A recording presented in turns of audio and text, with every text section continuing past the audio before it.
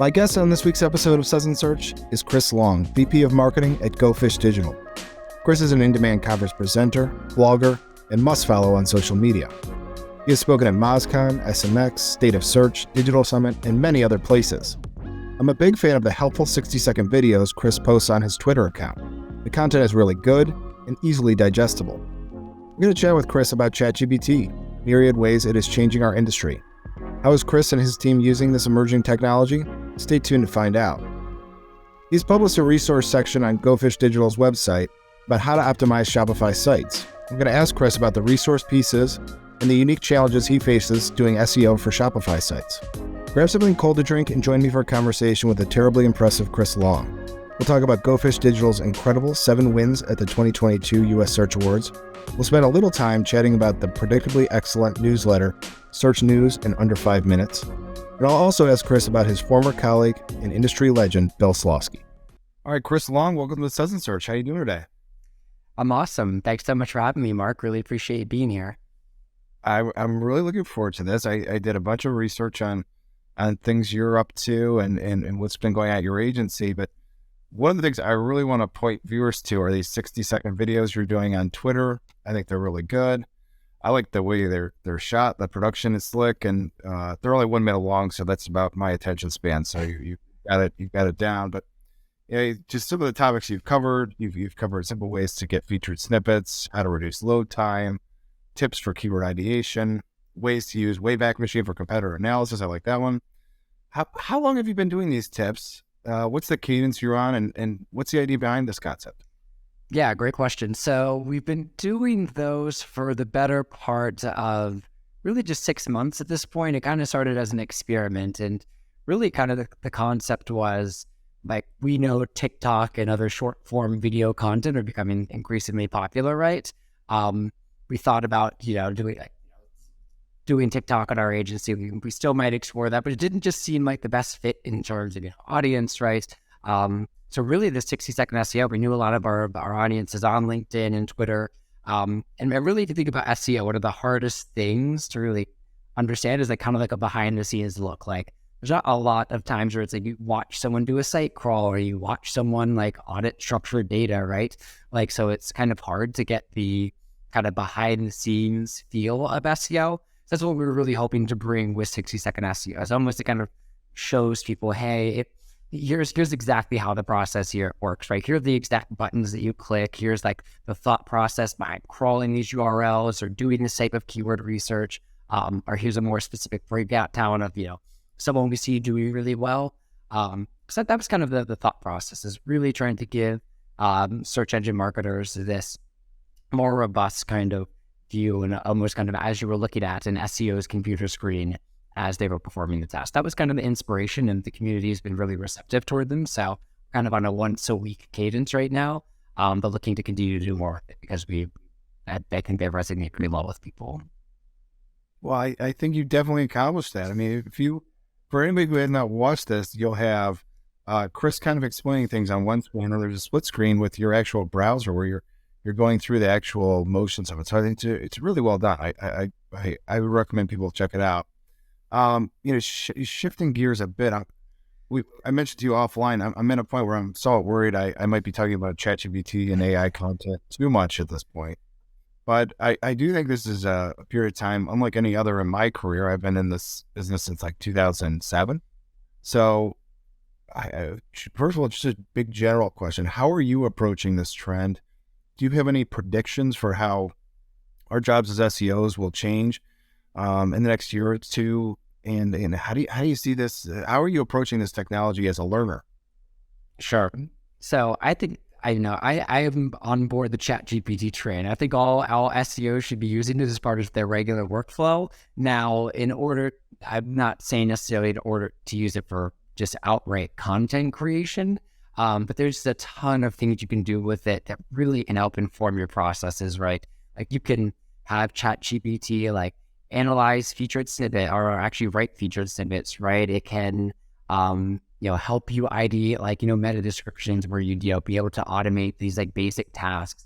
It can really help you outline page content. That's probably one of the bigger benefits we've seen, where it's you can give it competitor text and say, hey, how would you outline this article for my site specifically? Or you can give it a topic and say, hey, for this topic, I want to generate 10 FAQ questions. It'll do it fairly quickly and generally be pretty comprehensive. So for content outlining, it's been especially helpful for really automating some really like basic tasks, like meta description writing, featured snippets. It can give you ideations, at least to title tags. I still prefer to manually do those, but I think there's a ton of opportunity for marketers to automate, right? An underrated use case for it is like education too. Some things we were playing around with is Bill Slawski, who used to write patents, would write these big, long, detailed patents, and he had a really complex thought process. And for me, it was so hard to really sometimes like understand, hey, what's this patent about, right? ChatGPT helps with that. Like you can insert Bill's patents and say, hey, quickly summarize this in a paragraph long, and it will do it for you. So in terms of like, people wanting to get better with technical SEO or, read documentation they might not understand, there's a ton of applications for it. So not even just directly on the operations side, but also just like the learning opportunities that it provides. So we've been pretty interested in doing a lot of different testing with ChatGPT at Go Fish Digital, but I think there's a ton of exciting applications for marketers. I love it. And I think one of the things I've noticed, I talk to people all the time about this stuff, but I've noticed that the conversation is sort of evolving. It used to be something like, is this technology even good? How could it ever do an outline better than a human or write text as well as a human? And I'm having less and less of that conversation. Now it's more of an ethics conversation. So some of those are questions about disrupting jobs or what penalties may or may not come from Google. If these search engines eventually are able to really detect content written by a human versus content written by not written by a human. Do you get on board? Are there ethical considerations you're weighing and that you advise businesses to consider as they begin utilizing ChatGPT or other LLMs in the future? Yeah, absolutely. I think one of the big concerns is, right, I think especially around like content quality, right? Because basically right now, if you're using the AI to generate content, so like ChatGPT is really good at it. Oftentimes, sometimes, it's not always 100% correct, which is kind of the danger. And then you really get into the ethical concern. So it also depends on the type of content.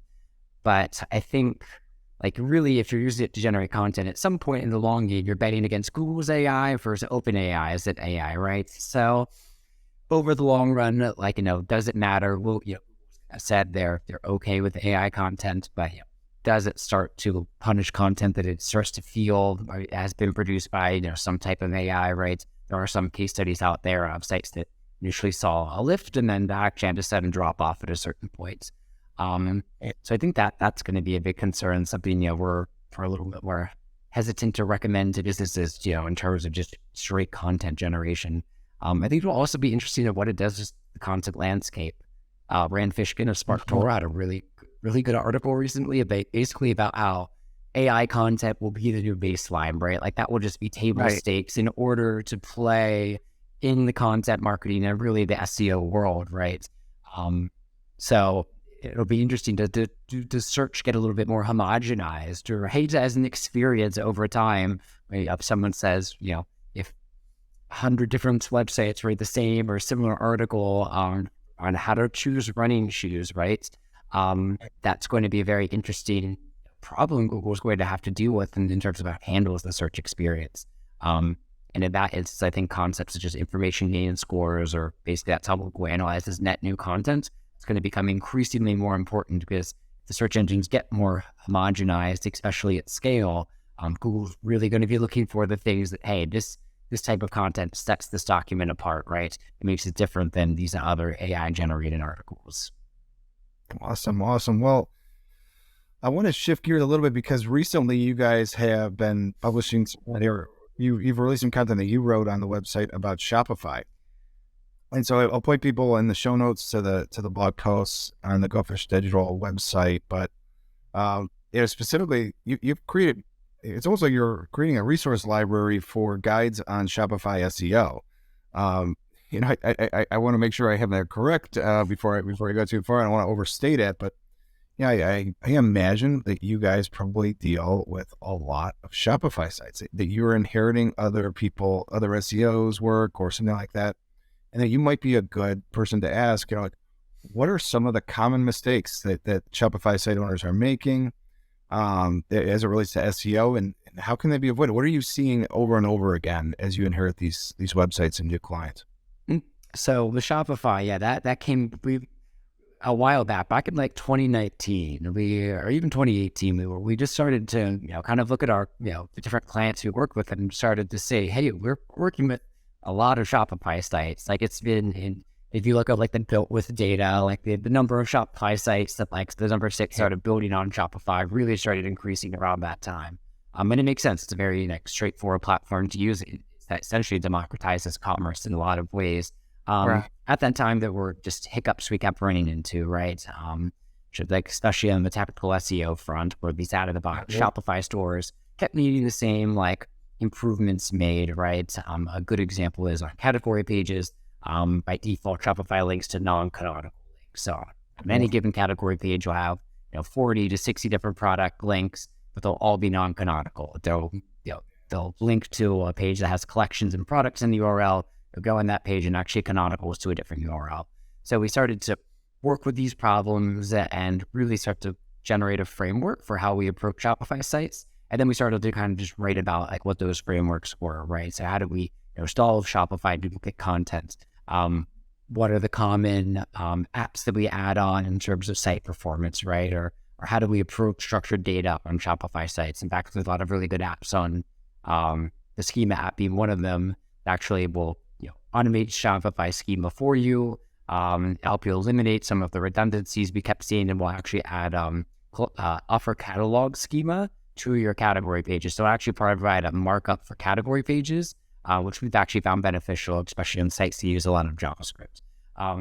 So in terms of the problems we commonly see, so oftentimes on the technical SEO side, Shopify has done a lot to improve the technical SEO of their platform.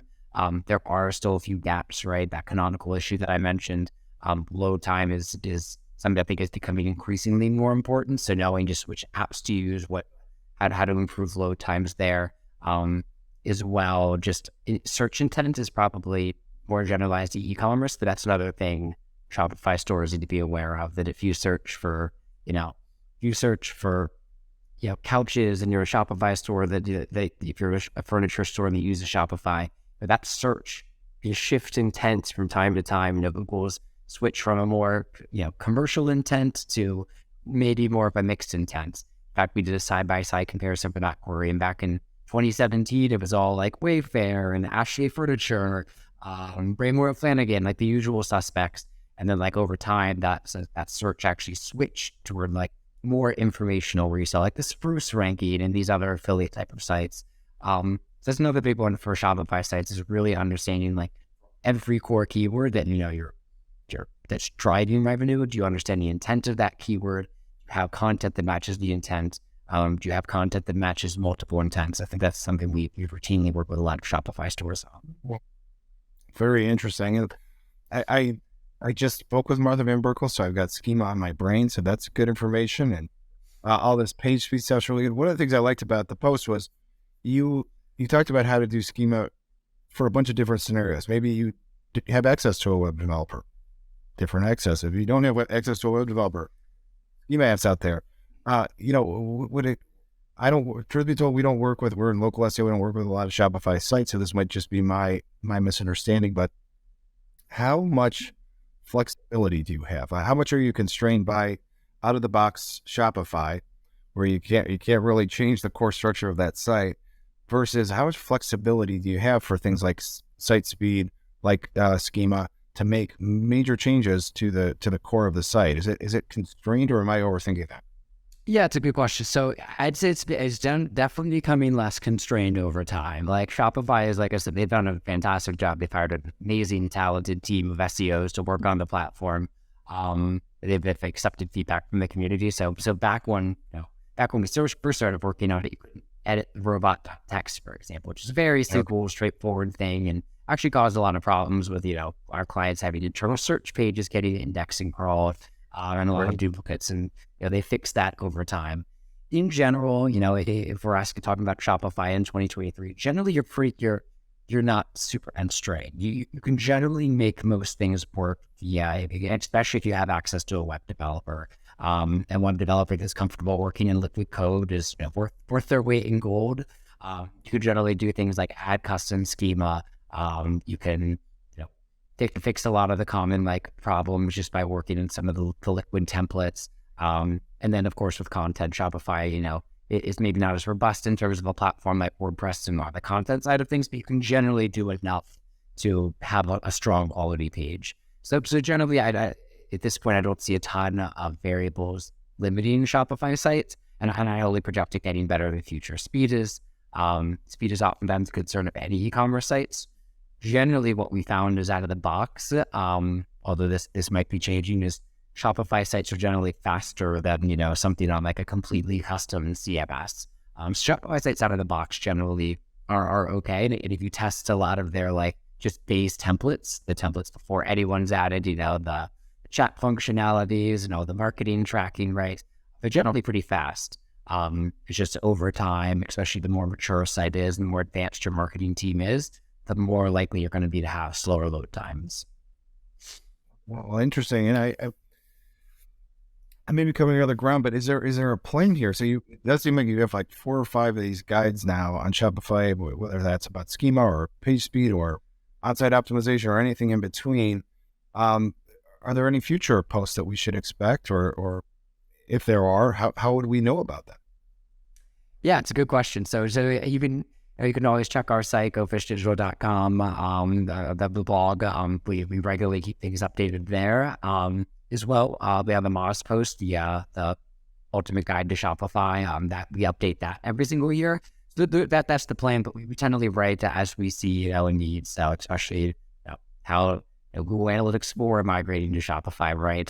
That's things that people have had questions on, right? And Shopify makes that extremely easy to do. So just really looking for kind of, questions people have around the Shopify platform, and then trying to provide answers to them.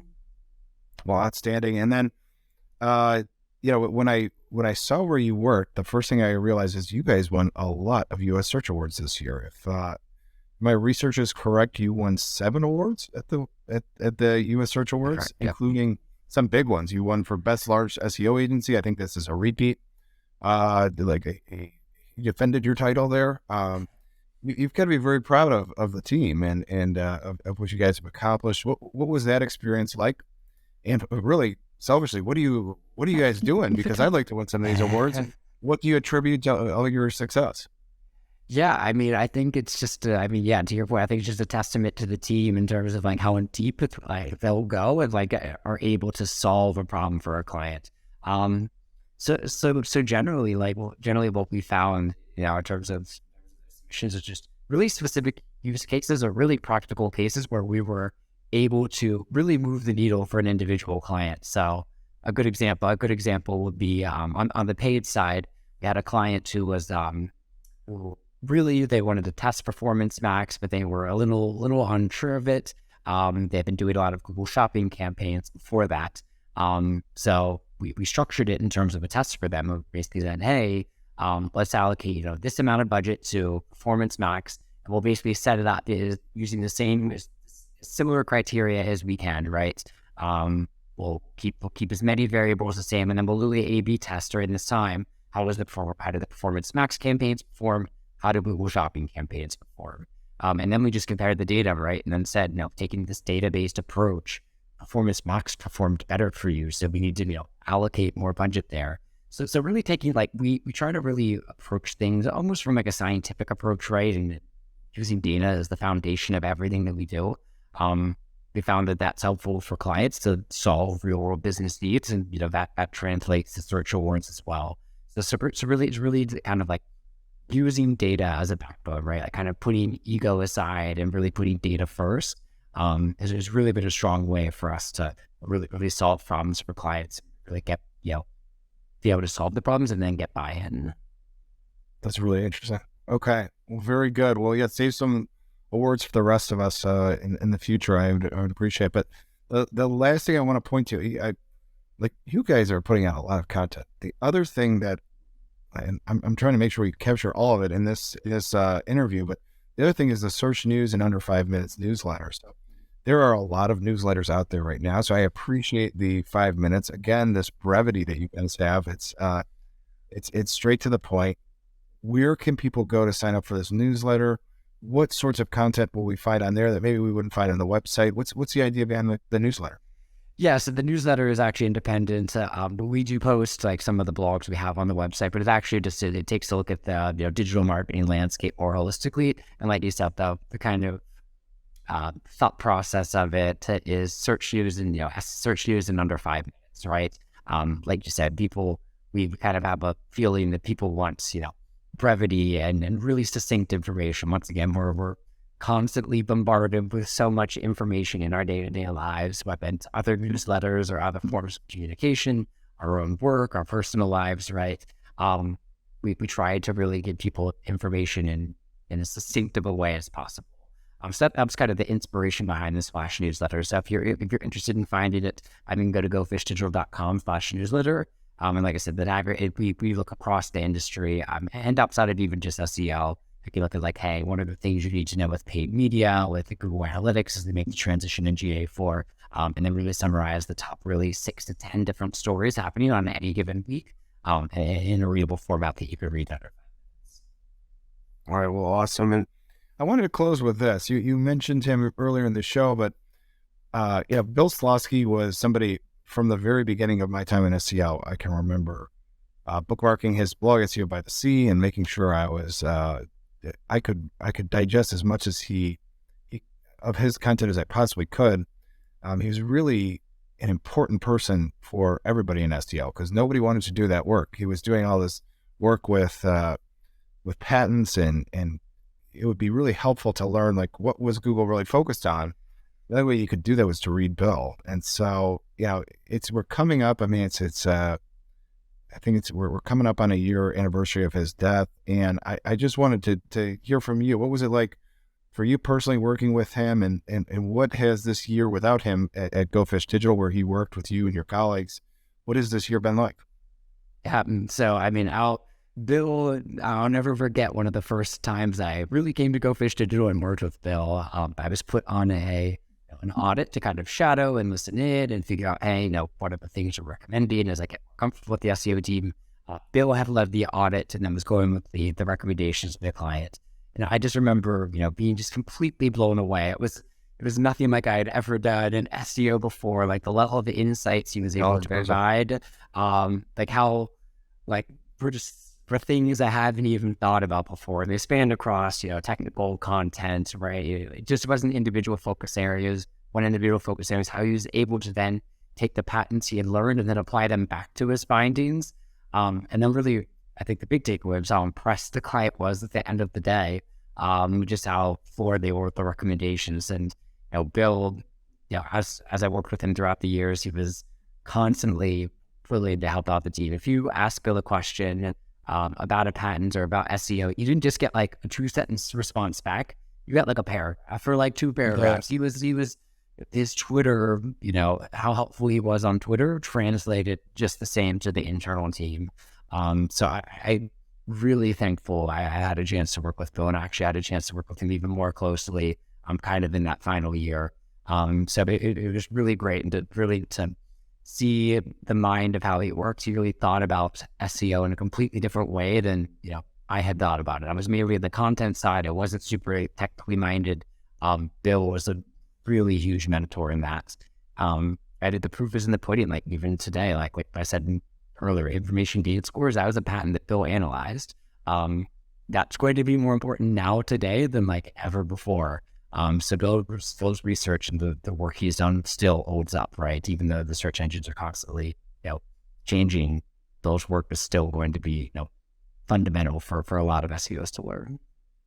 Yeah, and I mean, so many of the people in our industry are so smart, but to really be uncommon among those like really uncommon people, it really is quite a legacy. Absolutely. He's left. So Great for you guys to win all these awards in this year where you can really honor his legacy. So, well, Chris, I've really enjoyed the conversation. I really want to point people, the quality of this content that you guys are putting out is really, really good. It's not just slapdash put together quickly. It's well thought out. It's tactical. It can really help improve people. So I have a lot of links to show notes that I promised that I have to remember to get back to, but we will post it to your Twitter and everything like that. If you want to learn more about you, they want to learn more about Go Fish Digital, what's your favorite social media? What's the best place to get in touch with you?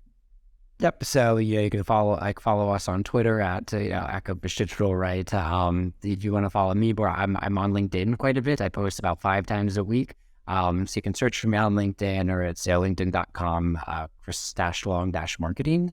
So that's another way to reach me, and starting to gradually increase my exposure on Twitter over time too. So if you want to reach us, those are generally the best places to do it, or the Spashing stuff. All right, great. Well, we'll keep up the great work. You can read Chris at Moz, at Search Engine Land, and all the other places, as well as the Go Fish Digital blog. Chris, thanks so much for coming out. I'm going to sign off now. I'll give you a virtual cheers. Enjoy the conversation. For everybody else watching, we'll be back next week with another episode of Suds Search. Thanks, Chris. Thanks so much for having me, Mark.